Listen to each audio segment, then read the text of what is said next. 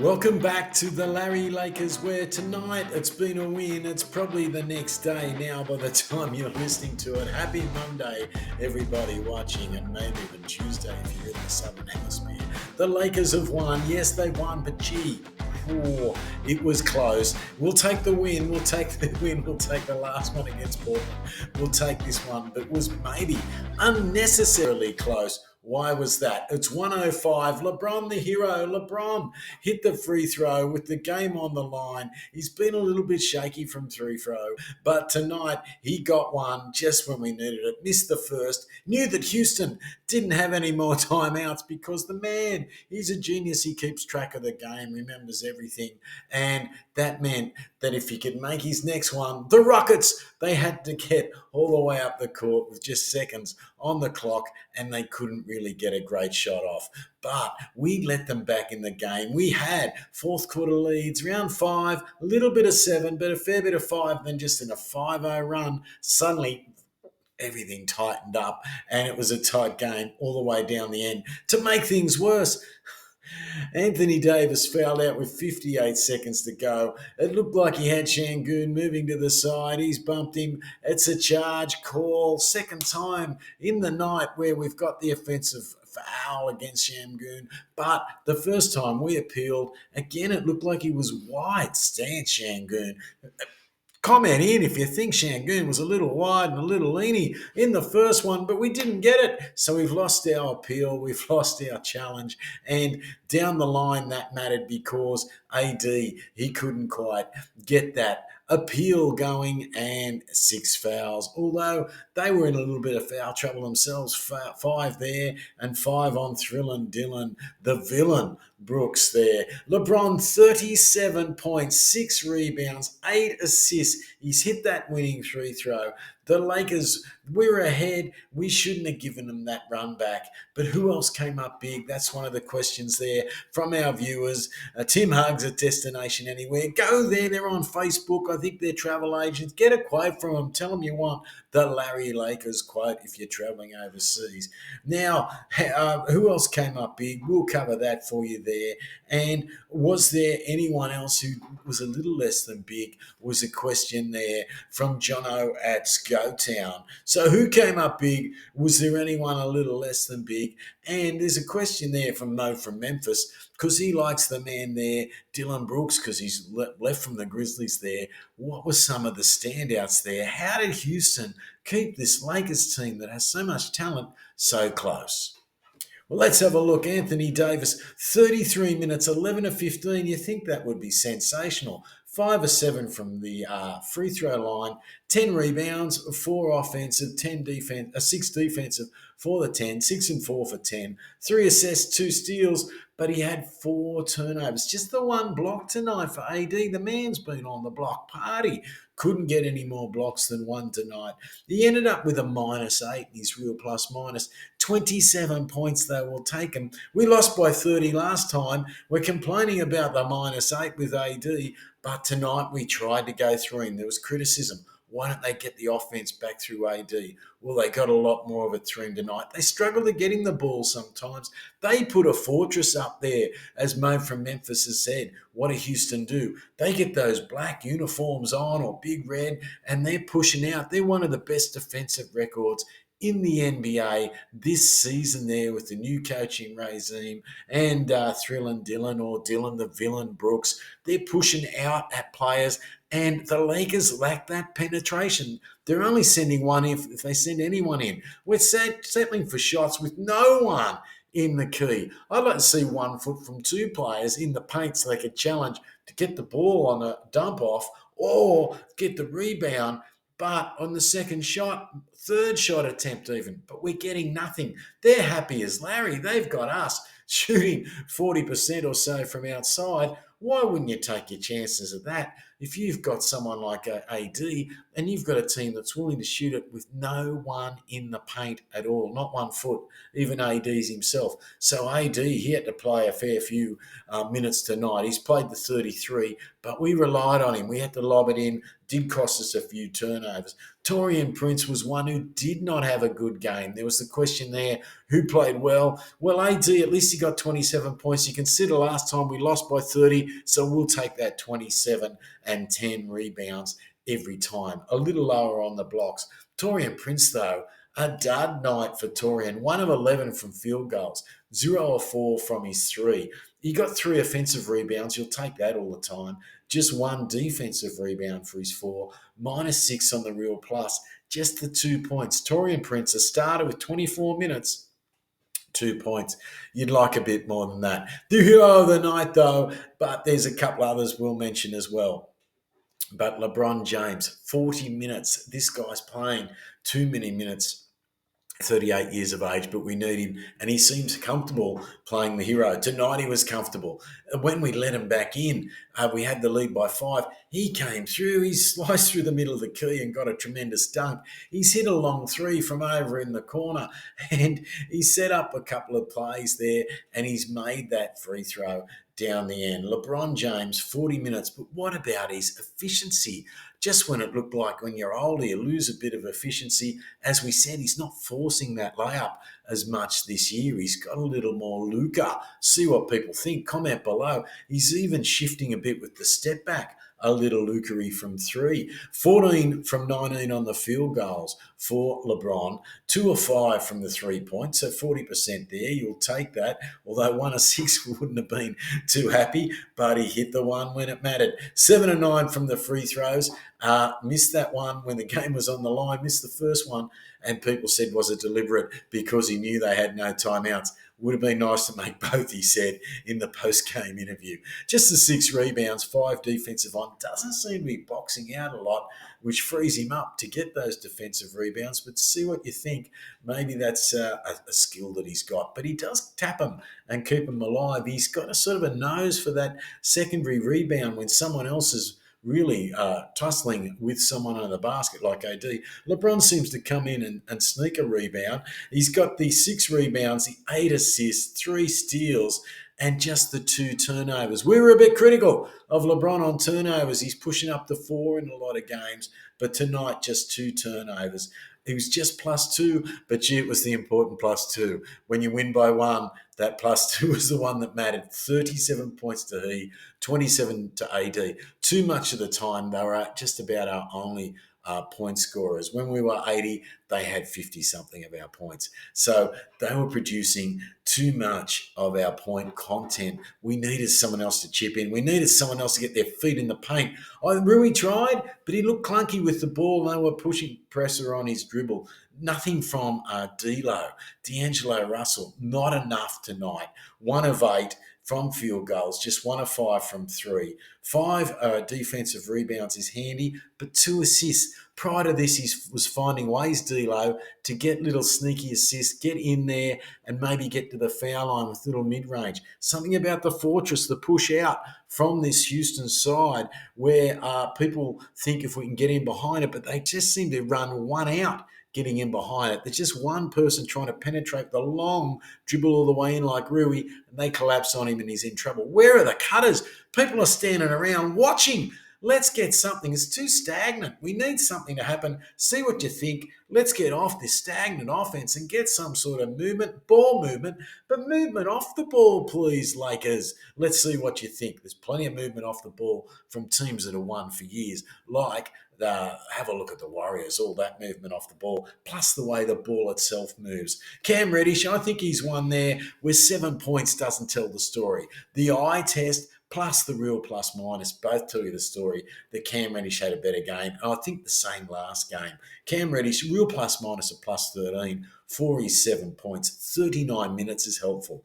That helps rest some players. 3 of 9 from field goals. 1 of 5 was an important one in the corner. That trusting pass from the LeBron-type corner where he hits them. But it turns out the Lakers are the worst 3-point shooting corner team in the whole NBA. The worst 3-point shooters from the corner in the NBA. Something's got to happen there. We went and got these guys like Cam Reddish, Taurean Prince, that had a decent record from the corner. Let's get something going there. Maybe we'll revert upwards to the mean, as we've joked before. 3 steals. How good is that from Cam Reddish? 3 steals, 3 assists, 3 rebounds.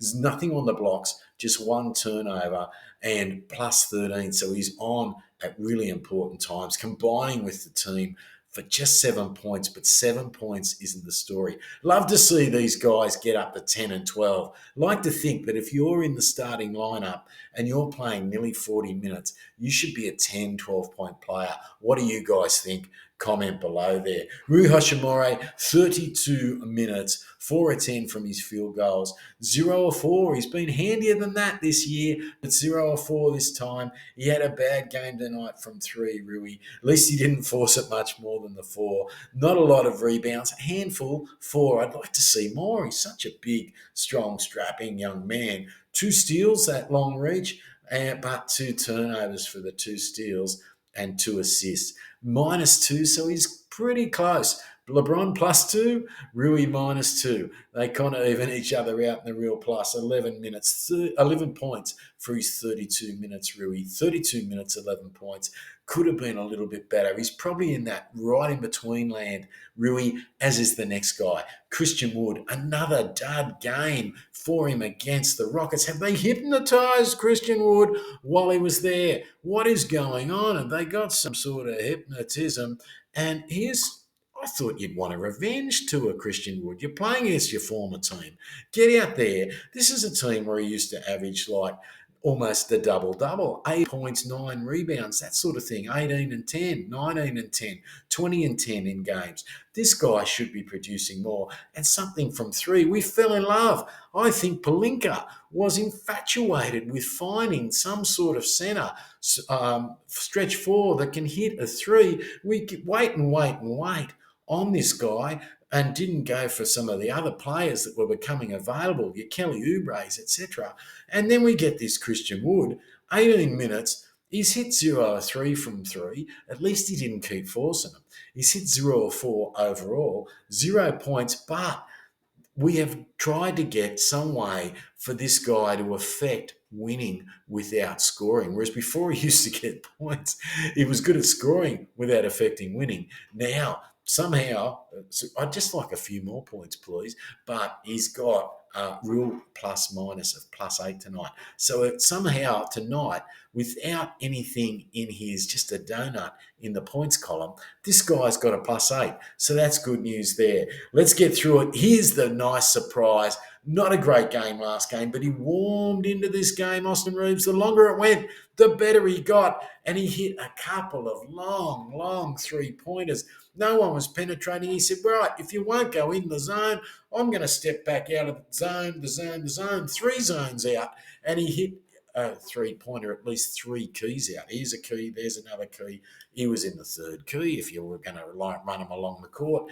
And didn't he hit one where LeBron probably had the ball a little bit long there late in the game? We're just over the 100 mark, and he took the lead. But, of course, they came back down. Şengün, who we always make look like he's some sort of cross between Jokic and, Sabonis. That's the sort of play we seem to be giving this guy, standing off him. Of course, AD in some foul trouble early, but he's willing to step back a little bit and hit a little one-step 3 like old men in the park. Very tricky. Austin Reaves, let's get back into him. 25 minutes, probably could have had a few more. Just 2 of 7 from field goals, but they were 2 that mattered. 2 3-pointers, so 2 of 3. 2 of 3 3-pointers, 1 when it mattered, 5 or 6 from the free throw line. He could have hit one down the line that might have helped put this out. AD got a spin around, little layup with a couple of minutes to go and missed it. You think the whole thing had opened up for him like the seas had parted. He was waiting to get hit, I think. +9. So one of the best real plus minuses. Cam Reddish, although he just had the 7 points with his real plus minus of 13.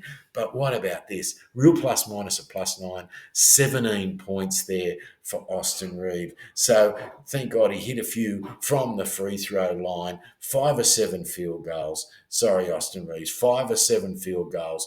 2 of 3 3-pointers. We might have got it wrong before on field goals. 5 of 7 for field goals, 2 of 3 for 3-pointers, 5 of 6 from the free throws, which helped round it out. That's 17 points. Vanderbilt's still out with the left heel. Christie didn't play tonight, the coach's choice, and Jalen Hood-Schifino, according to the books, he was available, but we thought he would be unlikely to play, unproven. Let's ramp him up a bit, but he might give us another defensive guard. He looks like he's physically ready to play, whether he's ready to score those points. Let's try and wrap it up for you, folks. That answers a couple of our questions there. Mo from Memphis. The other question there, I think, was from Tim Huggs at Destination Anywhere. And No from Memphis wanted to know a little bit about his former Memphis team there. Dylan Brooks, 41 minutes, really got under LeBron, but maybe that helped spark LeBron, and he came alive in that last quarter. He was live through most of the game, but just in that last 5 minutes, when it got back, we let him back into the game on a 5-point run. We had a 5 to 7 point lead, and I tell you what, he had to answer. We needed someone to spark it as AD fouled out. There were 58 seconds to go.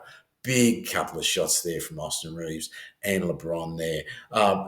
Brooks, 6 of 11 from 3-point. He's got this little curl back, pushes it, and this flips it up. He sort of sets back in that little dip, and it's a strange-looking shot, but gee, it was effective at the World Cup for him, the FIBA World Cup, and it's much improved on what he had the previous year. He's only +3 in the real plus-minus, but that's a lot, and it's a close game. 24 points there for him. Sangoon, 11 of 16, 1 or 2 from 3. What can't this guy do? He's got 10 rebounds, 5 assists. We're making him look like a genius. As we said, like a Sabonis, Jokic sort of a crossover. Sabonis, Jokic cross. What is going on? This guy's pretty handy. 23 points, +21 on his real plus. Freddie Van Vliet, the machine. We're making this guy, we gave him at least 13 or so assists last time. 16 assists this time, real plus minus a +4. But how about this? 16 points with 16 assists with 15 points. So 16-15 game. What a double-double that is, a 16-15. Jason Tate, for those people who are NBL fans, I think he played a year at least with the Sydney Kings there, I believe, in the NBL. He's a real plus, a +6, probably deserved a few more minutes. He's a good, strong young man there. 16 minutes, 2 or 3 from the field goals, +6 in his real plus for just 4 points. Holiday was a guy we wanted the Lakers to look up when they needed backup guards. Aaron Holiday, he was a real plus, a +2, even though he had 0 points. But what a handy player he looks like at this stage. Houston Rockets, where did they hurt us? Field goals, look, we snuck back into it. 48% to them, 48.8, so we'll call it 49, 47 to the Lakers. 3-point percentage, we were terrible. 6 of 29 for 20%. You cannot win in the modern NBA with 6 of 29. We hit one when we needed to, but 6 of 29, you're not going to win many games. 20.7, we'll call it 21%, but it's nudging at 20. 1 in 5, we're hitting them at. As we said, worst corner 3-point shooting team, where a lot of teams are targeting that as the shortest 3 in the NBA. 3 points for our opposition, 38%. Now, free throws, they hit 80. We were a little bit slack there too, 72%, 21 of 29. So the 8 misses, you can't do that and win these close games as well. Rebounds, good news at last. 42-34, 42-34. We've won a rebounding contest. We were 10-6 on the offensive rebounds, 32-28. So one of our listeners said, I think it was 3 names who himself's a bit of an Anthony Davis type centre there in Scotown, New South Wales. He's asked, what about the rebounds? Because he likes that area. 42-34, 10-6 on the offensive. 32-28, we finally won defensive as well, although we've often been okay in the defensive, but we've let it go on the offensive. Assists, they smashed us, 35-26. Even Shangoon's getting a sneaky 5 assists in there. Steals, hey, at last, we've done something.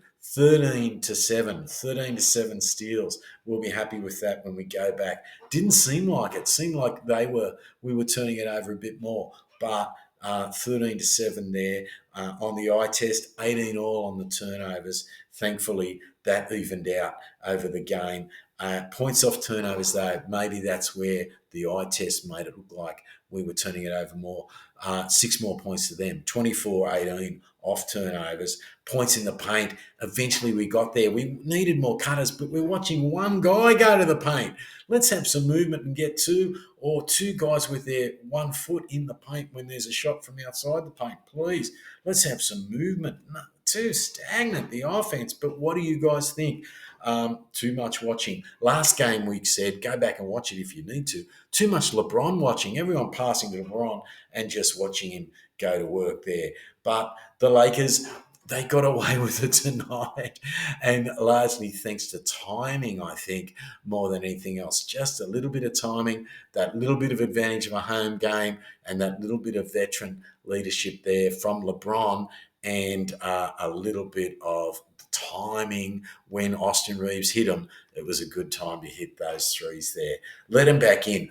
We led 7-0, 7-0. We jumped out, but then they ran the first quarter. So no calzones from Tedo from Sacramento asks were there any calzones. Did it inspire? Well, last game of crypto, it did. Then last game of Portland, it did. But we've lost that first quarter, and it causes us trouble. 28-20, so 8-point lead we gave up. We tried to come back a little, but then we let them back in. 29-27, so we got it back by 2 in the second quarter.